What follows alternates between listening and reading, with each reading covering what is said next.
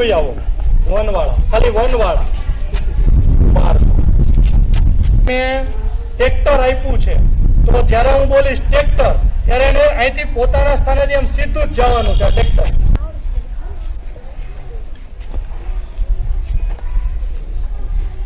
Tractor, રાજદૂત,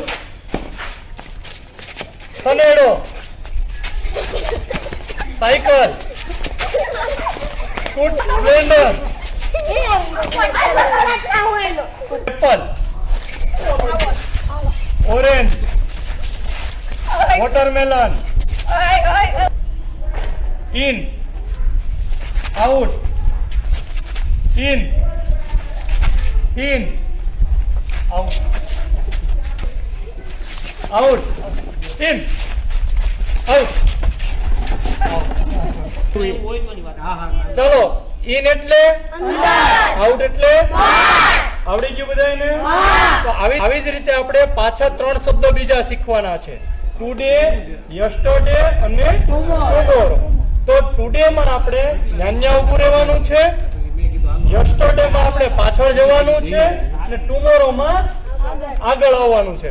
tomorrow, tomorrow, tomorrow, tomorrow, yesterday, today, yesterday, today, yesterday, out it. Very good, clap for them. હવે સમજાઈ ગયું? yesterday એટલે ગઈકાલ, today એટલે આજે ને tomorrow એટલે આવતીકાલ. today, yesterday, tomorrow. રહે યાદ? બરોબર? ભૂલ પડે ઈ આઉટ, સ્વેચ્છાએ નીકળી જવાનું, કારણ કે આપણે એ શીખવાનું છે, સ્વેચ્છાએ નીકળવું. બરોબર? સ્ટેન્ડ અપ અને સિટ ડાઉન. કેટલાને ખ્યાલ છે આમાંથી? ખ્યાલ છે એવા કેટલા છે? 1 2 3 4 5 5 જણા છે. હવે બાકી શીખવાનું છે. બરોબર? તો ચાલો, સિટ ડાઉન કહો ત્યારે બેસી જવાનું છે, સ્ટેન્ડ અપ કહો એટલે ઊભું થવાનું છે. એમાં ભૂલ થાય out. Down, stand up, stand up, sit down, sit down. 1 2 3 4. Hand, hand, leg, shoulder,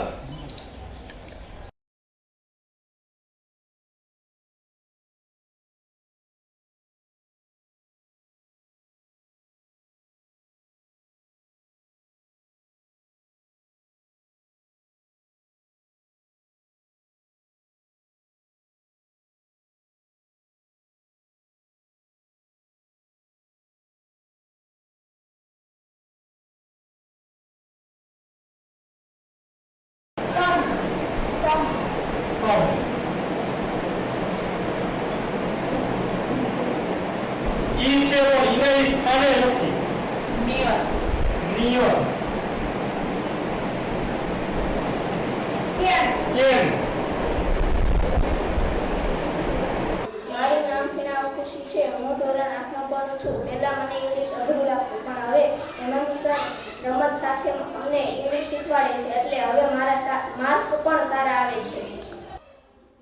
નમસ્કાર, હું જોશી હિમાંશુ હરિપુરા પ્રાથમિક શાળામાંથી બોલું છું.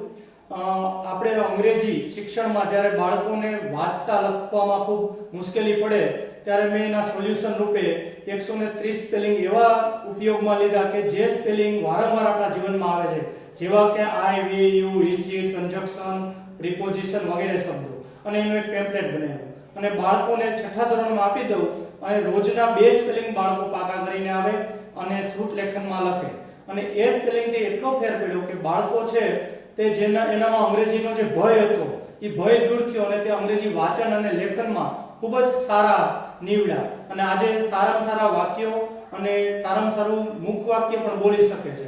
તો આવી રીતે અંગ્રેજીનો એનામાંથી ભય દૂર થયો અને એ માટે મેં વિવિધ ગેમનો પણ ઉપયોગ કર્યો, જેવી કે WhatsApp ગેમ છે, પછી ઇન અને આઉટ ગેમ છે, સ્નેપ ધ બોર્ડ છે, જેવી વગેરે ગેમ મેં બાળકોને ઇનસાઇડ એટલે કે ગ્રાઉન્ડમાં મેં રમાડવાનો પ્રયત્ન કર્યો અને બાળકોને એનાથી ખૂબ જ સારું અંગ્રેજી શીખવી શકે. તો આવી રીતે એક્ટિવિટી બેઝ અંગ્રેજી શીખવવાથી મને ખૂબ સારો પ્રતિસાદ મળ્યો છે.